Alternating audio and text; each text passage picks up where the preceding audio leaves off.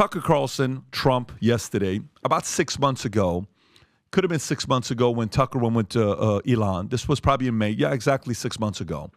I said, I think there's an alliance being built between Trump, Tucker, and Elon. That's what I said. Remember, I said, what are you talking about? I said, well, Tucker chose a retweet by Elon over going anywhere else. And I think it was a good move because Elon's got 160 million followers. Boom, that's a great place to be. And then he aligned himself with Trump, right before the debate. They're going out with the video, got a few 100 million views on Twitter. And then yesterday, Trump's being asked about Tucker. What do you think about a VP option? Trump said, seriously considering Tucker Carlson for VP, okay, as a VP. I don't know if you saw that. I did not see that. That's very interesting. Fascinating. That's fascinating to say the least, right? One, what do you think about it? Two, have you thought about who would be a possible consideration for you as a VP? Yeah, so I think Tucker actually could be very interesting as a choice. I mean, I think that's he's one of the smartest individuals I've met when it comes to understanding the soul of our country, and is, despite the establishment media's attempt to paint him as some sort of right-wing caricature, he's not actually a partisan figure at all.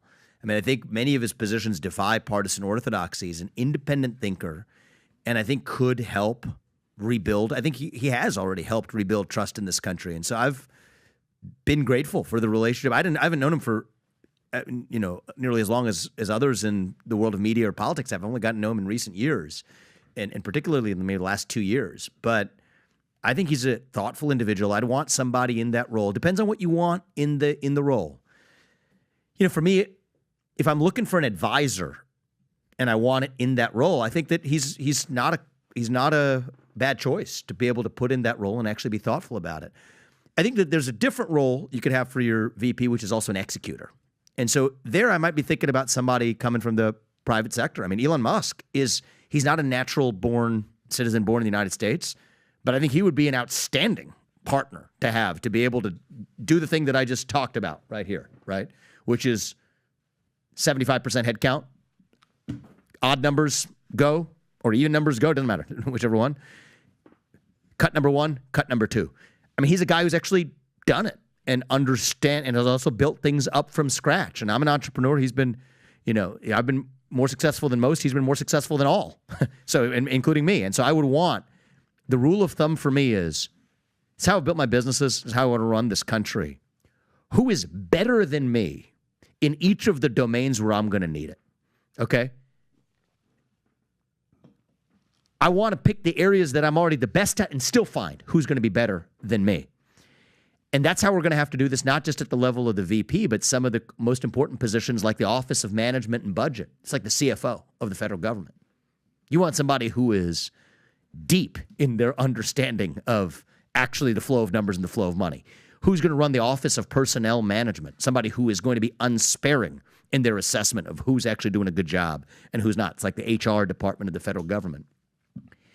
And so for me, it's going to be who's going to be better than me in each of those positions. Would you choose? Let's just say, because let's go there. Yeah. Okay. We had a conversation maybe even yesterday. So okay, you know how Super Tuesday? Hey, Biden's number 4 in New Hampshire or whatever, number 3. Kirk and I are talking about this in Vegas, and then all of a sudden Warren drops out, Buttigieg drops out, we're all getting behind Biden. Wait, what? Yeah. He was losing. What do you mean you guys are getting behind Biden? Well, the establishment, maybe Obama called the shots behind closed doors. Buttigieg's going to get this job. This guy's going to do this. Warren, you got to do this. Boom. Everybody, get in line. Boom. We're getting in line. And they're very unified, right? It's not the case with Republican Party right now. And you just called that the establishment, which means, let's say the day comes. Let's play 2 scenarios. Right. One scenario is Trump is not running. Okay. One scenario is Trump drops out, which it's not going to happen. But let's just say he does. If it does, that he is not running, he had a massive event right before the debate down the street, a couple miles down the street. If he's not running, Mac is not going to go behind Haley. Mac is not going to go behind any of those guys. Okay, let's combine them together. Say Haley picks up Christie. Let's just say if Haley picks up Christie, he picks up Tim Scott. Maybe they all go behind Haley, or maybe they go behind DeSantis, okay? MAGA has a choice on who to go behind. Who do they go behind? Are they going to go behind you? Yeah, I mean, is it going to be a split between you and DeSantis? No. I mean, DeSantis is not part of the America First movement at all. I mean, I think that he's described him to put himself out as a different type of establishment politician. What percentage of MAGA do you think goes behind you, though? What percentage of MAGA goes? Do you think 80% look, plus? I think that it's a matter of earning the support of our base. And the MAGA base and the America First base will choose the next president. I'd like it to be over 90%. And I think that I'm representing the ideas that the MAGA base represents. Okay. That's the answer. So and that the America First base represents putting the interests of this country first. I want to take that to the next level. Right. And so my view is, America First is going to outlive Donald Trump. I mean, it's going to be defined nice. Well done. Yeah. I like that. Go for it. I like that. That's watching Karate Kid helped out. But go ahead. I like that. Yeah. You got the agility. It's Miyagi-san. Yeah, I might need you. We need to think about catching bureaucrats in the federal government. I want people who are better than me. Right? That's so well done. That's good. No, I want people better than me. Is what I said. For those of you that didn't see, Pat just caught a fly. He's not just it was a mosquito. It was a mosquito. I saw. Well, go ahead. You were saying. Yeah. All I'm saying is 90%. There's two America First candidates in this race. The America First movement will outlive Donald Trump into the decades yet to come. Okay, so my view is that it's going to require leaders who understand what that's all about, who are outsiders, who have the capability to actually execute that and translate that to action. I think it helps to have fresh legs and be from a different generation. So in this race, there's only one person who fits that description. There's one America First candidate on that debate stage 2 nights ago. Okay, that's and me. It's you. And Okay. that was dead obvious to anybody who watched it. And I think I would expect and hope to earn the support of that base to lead this movement forward to the next level. What I loved seeing when every debate happened, first one, when there's I need to say something right now. That's not just in that scenario, right? That's right now. I want to earn the support of that base in the next several months before the heat of the primary voting season begins. You're talking about MAGA. You're talking the about America First base. I got you. Absolutely. Because as I said before, America First does not belong to one man. It does not belong to Trump. It doesn't belong to me. It didn't belong to Reagan. Sure. It belongs to the people of this country. And so you're asking about that scenario. I'm saying the whole race. Nobody is going to become this nominee without the full support of the America First movement behind us, whoever that nominee is going to be. There's only two people in this race that I think are eligible to do it. That's Donald Trump. I don't disagree. But let me go a little deeper. So first debate, I was there in Milwaukee. During the break, nobody would come talk to you, right? Yeah. You're kind of like, who is this guy? Well, you don't belong up here. Why is this guy here? He's going to be done anyways. I don't know how he made it. Second debate, you kind of tried to, at Reagan, try to be like, hey, let's bring the party together. And you're like, nah, they're not going to do that. They backfired and attacked you, right? And in third debate, you're like, no, here's what we're doing. Boom, boom, boom, boom. But in the first two breaks, you guys got 3.5 minutes, right? So you got 3.5 minutes, go do what you're doing. And you, for first two breaks, you talked to DeSantis for 90 seconds. Oh, you were watching? Oh, wow. You know more than I do. Oh. He was standing next to me. Yeah. But you went to him, which is kind of, by the way, that's a sign of somebody that's willing to talk. So you guys are hashing it out, and then you're able to go talk to him. What was that exchange like when you approached him? Okay, yeah, got it. So that's what you're talking about. We were continuing some of the, I told him I disagreed with the law that he passed in Florida on the. You're telling him this on stage. Yeah. And what did he say to you? He said, "Well, I mean, he was giving his argument back. I mean, he was giving his argument back, but I already knew what that argument was. You didn't seem offended though. It sounded like you guys having a civil conversation. Yeah, we had a civil conversation. Okay. At a certain point, he walked away. Yeah, I saw that he walked away. Yeah. Which law in Florida? The abortion law? The SJP law. So disbanding student groups. Disbanding. No. Disbanding student groups. The Palestinian, the whole thing that he talked about it on the stage. Yeah, we talked about it on the stage. I just think that if you go the direction of the government deciding what speech does and doesn't go. Yeah. Pretty soon they're going to say, if you question a vaccine, you're a bioterrorist. If you say a J6 peaceful protester shouldn't be in prison, you're an insurrectionist terrorist. That's where this is going to go, and this road never ends well. Slippery slope. The question I was asking you is... I told him I disagree with you on that. Is DeSantis a possible, would you consider him as a VP if MAGA goes behind you? Because you've said a couple things favorable that I think you're being strategic here. So, no, I mean, I need to drill, to tell you the truth, I need to understand what his capabilities would be he wouldn't be the advisor type, right? Tucker Carlson would be the advisor type. He would get shit done, though. He would be a guy, can he be the guy? Elon would be higher on my list, but Elon is ineligible constitutionally to do it. But DeSantis, could he be the guy who gets in there and guts the bureaucracy, that 75% headcount reduction? Can he see that through and use the skill sets that he's gained as governor, knowing the executive branch of the government to do it?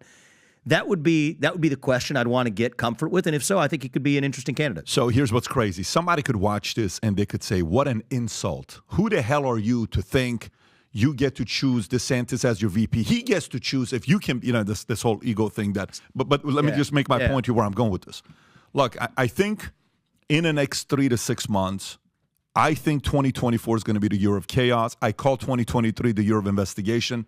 I think 2024 is going to be the most chaotic year of our lifetime, okay? Our lifetime.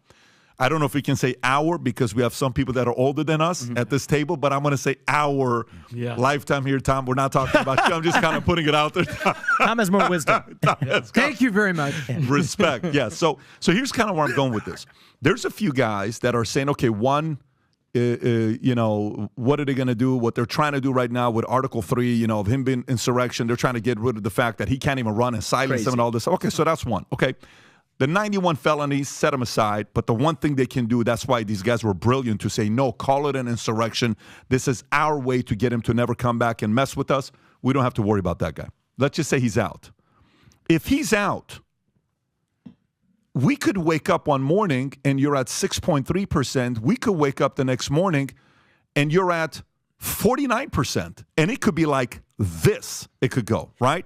But the part I want to go right now is, as of today. And I think, and I just want to be on clarity on this. I think that would be sad for the country if this is the way they play out, is try to eliminate this man. And that's why I've been against it. We're on the same page. But chaos is chaos. But at the same time, you have to, as a you got to be prepared player, for all you scenarios. got to be prepared for all scenarios. Okay. Absolutely. So 2 is wild card, black swan event. They do something to the man.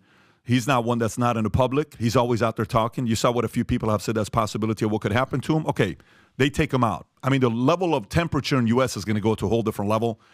We're hoping that doesn't happen at all. Hasn't happened since Reagan, and we're hoping that doesn't happen. 3, which is the most likely thing that happens. He is the guy, okay? If he is the guy, it's a different scenario for being a second-term president, which is what he would be. He can only go 4 years. Yeah. So he has to be thinking about a person to bring in to be a VP that's really going to be the next 2-term president. So you're not bringing the person in that's going to be, just a Mike Pence type of guy. I think it'd be a mistake if he hires a Mike Pence type of personality. It's going to be somebody that's going to be vocal like a flag carrier role. You're going around young doing the part. So a lot of people are thinking Carrie Lake. A lot of people are, thinking different names. And Tucker's down the conversation. For you've said you only have interest in one, is what you've said. You only want to be the guy that's the leader. But if the opportunity rises and comes to you, that could be 12 years of what you could do. Let's just say that opportunity comes. Because you have to know, a guy like him, he hasn't taken shots at you yet. Mm-hmm. There's not been any shots. We have a good relationship of mutual respect, actually. For sure, and that's felt. But to me, if that happened, would you actually entertain the idea? So, I'm not a Plan B person. I'm in the phase of this campaign. I just want to answer with total candor, but it's just my brain does not work that way. I didn't get to where I am in life by having Plan A goals and then setting up your bifurcated backup plans on the important things, right? On the unimportant things, we'll have some plans. If I don't go to lunch here, we'll go to the other place. Okay, that doesn't matter. Yep. But on the important things in life, when you're guided by your mission and purpose, you set out and you accomplish Plan A, and if you fail, then you figure it out then.